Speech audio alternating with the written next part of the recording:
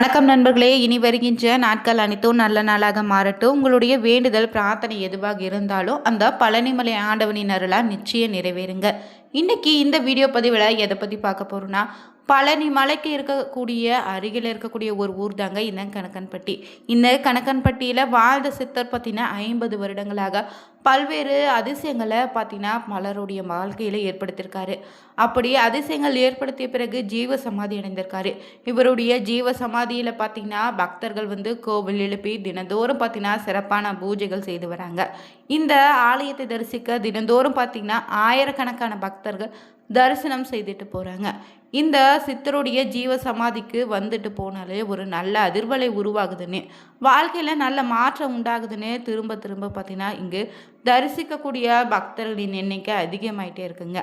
அந்த வகையில் இந்த கணக்கன்பட்டி சித்தருடைய அருள்வாக்கின்படி இந்த நேரத்தில் பார்த்தீங்கன்னா இரட்டை ராஜயோகத்தை பெறக்கூடிய 3 ராசிக்காரர்கள் இது நாள் வரை பார்த்தீங்கன்னா அவங்க பட்ட கஷ்டங்கள் இருந்து நிச்சயம் பார்த்தீங்கன்னா விடுதலை பெறக்கூடிய நேரமாக அமைய போகுது.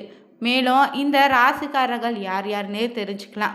குறிப்பாக கணக்கன்பட்டி சித்தர் நிகழ்த்திய சில அதிசயங்கள் என்னென்னு தெரிஞ்சுக்கொள்ள இந்த ஒரு பதிவை கடைசி வரைக்கும் ஸ்கிப் பண்ணாமல் பாருங்கள். மேலும் நீங்கள் புதியவராக இருந்தீங்கன்னா மறக்காமல் வேலி இருக்க பைமை சேனலை சப்ஸ்கிரைப் பண்ணிவிட்டு கூடவே இருக்க பெல் பட்டனை கிளிக் பண்ணிக்கோங்க.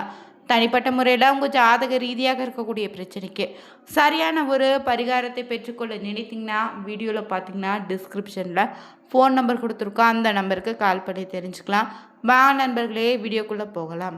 நம்மள பலருமே பார்த்தீங்கன்னா எதையும் எளிதில் நம்பிட மாட்டோம். அப்படியே நம்பாமல் கணக்கன்பட்டி மூட்டை சுவாமிகளுடைய அருளை தவற விட்டவங்க லட்சக்கணக்கான பேர்கள் சொல்லலாங்க.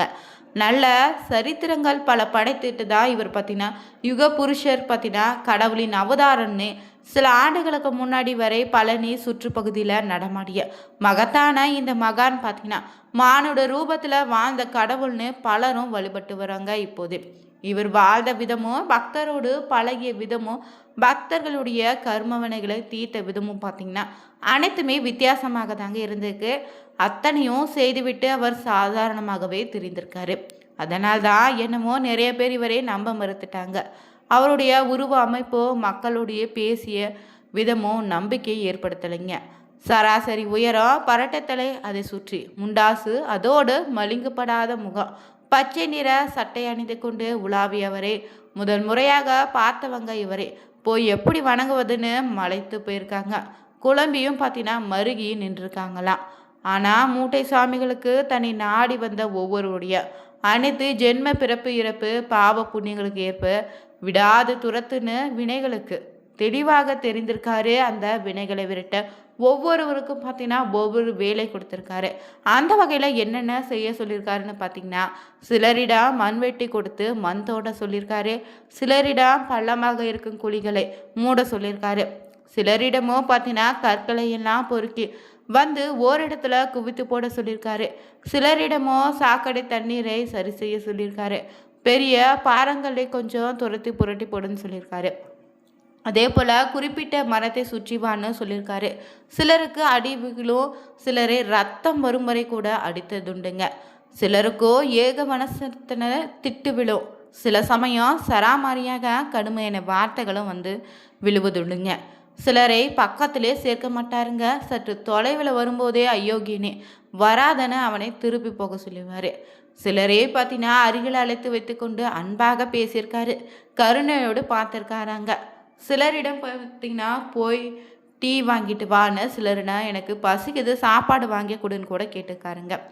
பழனி கணக்கன்பட்டியில் தான் சுவாமிகள் பிறந்திருக்காரு. அந்த ஊரை சேர்ந்த திம்ம நாயக்கருக்கோ 2 மனைவிகள். மூத்த தாரத்தினுடைய மகனாக பிறந்தவர் தாங்க இந்த சாமி. காளிமுத்து பெயர் சூட்டப்பட்டிருக்கு இவருக்கு. ஆனால் இவருடைய பெயர் காளியப்பன்னு சொல்லுவாங்க. ஆனால் பழனியப்பன் என்பது தாங்க இவருடைய இயற்பெயர்னு பலரும் சொல்கிறாங்க. சித்தினுடைய பாரபட்சத்தால் படிப்பை பாதியில் விட வேண்டியதாக இருந்தது. இதனால் பால்காரர் ஒருவர் வீட்டில் வேலைக்கு செத்துருக்காங்க. ஒரு தடவை பால்காரர் எதிரிலோடு சண்டை போட்டதில் இவர் கடுமையாக தாக்கப்பட்டு பழனிமலை காட்டுக்குள்ளே வீசப்பட்டிருக்காரு. அந்த காட்டுக்குள்ளே பார்த்தீங்கன்னா 3 நாட்கள் சுய நினைவில்லாமல் கிடந்திருக்காரு. 4வது நாள் பார்த்தீங்கன்னா சுவாமிகளும் காட்டிலிருந்து வீட்டு ஆஸ்பத்திரியில் சேர்த்துருக்காங்க. அவரை பரிசோதித்த டாக்டர்களுமே பார்த்தீங்கன்னா இவர் இறந்து விட்டதாகவும் உடனே பார்த்தீங்கன்னா சவக்கிடங்களை உடல் வைக்கப்பட்டிருக்கு. ஆனால் ஒரு நாள் முழுக்க உடல் அங்கே இருந்து மறுநாள் உடல் மயமாகி விட்டதுன்னு அடுத்த நாள் பார்த்தீங்கன்னா இடுமன் மலை குகை ஒன்றில் பழனிசாமி தியானத்தில் இருப்பதை கண்டு அனைவருமே ஆச்சரியப்பட்டிருக்காங்க. சவக்கிடங்களில் கிடந்தவருக்கு எப்படி உயிர் வந்ததுன்னு எப்படி மலை குகைக்கு போனார்னு யாருக்குமே தெரியலைங்க. இடுமன் மலை காட்டுக்குள்ள கிடந்த 3 நாட்களில் அவரிடம் பார்த்தீங்கன்னா சித்த புருஷக்கான மாற்றங்கள் ஏற்பட்டு இருக்கலான்னு சொல்கிறாங்க.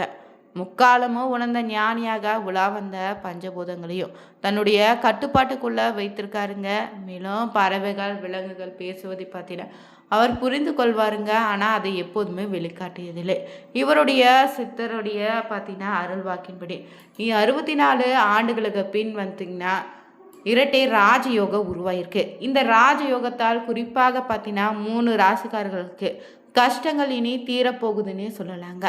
அந்த வகையில் ஜோதிட கணிப்பின்படி பார்த்தீங்கன்னா இந்த மாதம் கும்ப ராசியில் ஒரு சக்தி வாய்ந்த கிரக சேர்க்கை நடைபெற இருக்கு.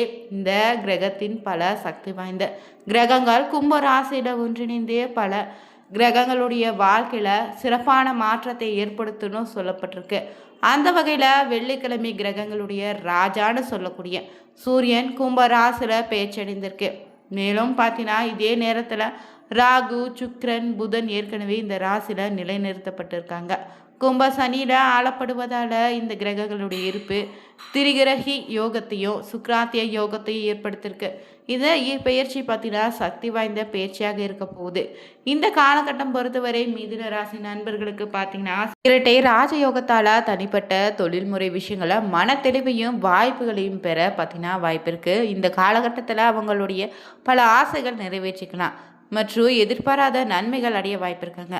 இருந்தாலும் திட்டங்கள் அனைத்தும் இப்போது சக்திதமாக வெற்றி பெறும். அவங்க வாழ்க்கையில் எதிர்பாராத வளர்ச்சிகள் வாய்ப்புகள் உங்களை தேடி வரும். உங்கள் வாழ்க்கையில் நிலவக்கூடிய பல்வேறு பிரச்சனைகள் இந்த காலகட்டத்தில் முடிவுக்கு வரப்போகுதுங்க. மாணவர்கள் இந்த யோகத்தால் போட்டித் தேர்வுகளை வெற்றி பெறுவதற்கான சிறந்த முடிவுகளை அடைவதற்கு அதிக வாய்ப்புகளும் இருக்குது. வியாபாரிகள் பல்வேறு ஒப்பந்தங்கள் மூலம் எதிர்பாராத லாபத்தை அடையலாம். வேலை தொடர்பாக வெளிநாடு பயணம் செய்வதற்கான வாய்ப்புகள் இருக்குது. இது வியாபாரத்தை விரிவுபடுத்துவதற்கான சாதகமான நேரங்க. பழைய முதலீட்டிலிருந்து லாபம் ஈட்டுவீங்க. மேலும் அதே நேரத்தில் குழந்தைகள் தொடர்பான சில நல்ல செய்திகளும் உங்களை தேடி வரும். இரண்டாவதாக வரக்கூடிய கடகராசி நண்பர்களுக்கும் இந்த ராஜயோகத்தால் உங்களுடைய தனிப்பட்ட மற்றும் தொழில்துறை விஷயங்களில் மன தெளிவையும் வாய்ப்புகளும் பெற வாய்ப்பிருக்கு. இந்த நேரத்தில் பல ஆசைகளை நிறைவேற்றிக்கலாம். எதிர்பார்த்த நன்மைகள் காத்திருக்கு. மேலும் உங்கள் திட்டங்கள் அனைத்தும் இப்போது பார்த்திங்கன்னா நிச்சயம் வெற்றி பெறும். வாழ்க்கையில் எதிர்பாராத வளர்ச்சிகளை பார்க்க வேண்டியதாக இருக்கும். கடகராசிக்காரர்களுக்கு புதிய வருமானத்திற்கான வழி பிறக்குங்க. அனைத்து முயற்சிகளும் இந்த நேரத்தில் குடும்பத்தினுடைய முழுமையான ஆதரவு உண்டு. குழந்தைகள் மூலம் சில நல்ல செய்திகள் உங்களை தேடி வரும். இந்த நேரத்தில் உங்கள் மரியாதையும் நற்பெயரும் இனி அதிகரிக்கும். பழைய முதலீடுகளும் நீங்கள் எதிர்பார்த்த லாபத்தை தரும்.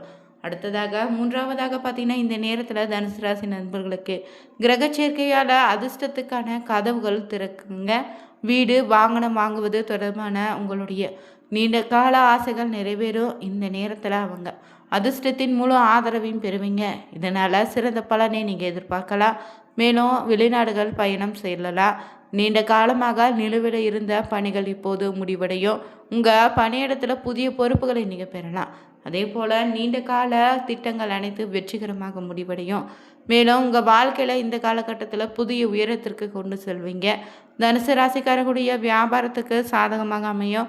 உங்கள் வாழ்க்கையில் துணையோடு உறவுகள் வலுவடையோ. இந்த நேரத்தில் பார்த்தீங்கன்னா உடல் ஆரோக்கியமும் சிறப்பாக இருக்குங்க. கணப்பன்பட்டி சித்தருடைய ஜீவசமாதி பார்த்தீங்கன்னா திண்டுக்கல் மாவட்டம் பழனி செல்லக்கூடிய வழியில் 10 கிலோமீட்டர் தொலைவில் அமைந்திருக்கு. இந்த சித்தரை தரிசித்தீங்கன்னா நிச்சயம் நல்ல மாற்றம் உண்டுங்க. இவரை பார்த்தீங்கன்னா தொழில் செய்யக்கூடிய இடத்துல இவரை வணங்கினீங்கன்னா தொழில் அதிகப்படியான லாபத்தை ஏற்படுத்தும். மேலும் ஒரு முறையாவது பழனிமலை ஆண்டவரை தரிசித்து வாங்க. பழனிமலை கோவிலுக்கு சில விருப்பமுள்ள நபர்கள் என்ன செய்தாலும் பார்த்தீங்கன்னா தடைகள் வந்துகிட்டே இருக்கா. தொடர்ந்து 48 நாட்கள் வீட்டு பூஜை அறையில் பார்த்தீங்கன்னா மஞ்சள் துணியில் 11 ரூபாய் காணிக்கை முடித்து வைத்து விளக்கேற்றி அந்த காணிக்கையை முருகன் படத்திற்கு முன்னாடி வைத்து இந்த மனதார 48 நாட்கள் தீப ஏற்றி வந்தாலே பழனிமலை செல்வதற்கான வழி பிறக்குங்க. இந்த பதிவு பிடிச்சிருந்தா இந்த 3 ராசிக்காரங்களை நீங்களும் இருந்தீங்கன்னா மறக்காம ஓம் சர்க்குரு நாதா போற்றி என்னும் மந்திரத்தை கமெண்ட் பண்ணுங்க. புதியவராக இருந்தீங்கன்னா சேனலை சப்ஸ்கிரைப் பண்ணிட்டு கூடவே இருக்க பெல் பட்டனை கிளிக் பண்ணிக்கோங்க. லைக் பண்ணுங்க, ஷேர் பண்ணுங்க, கமெண்ட் பண்ணுங்க. Thank you viewers.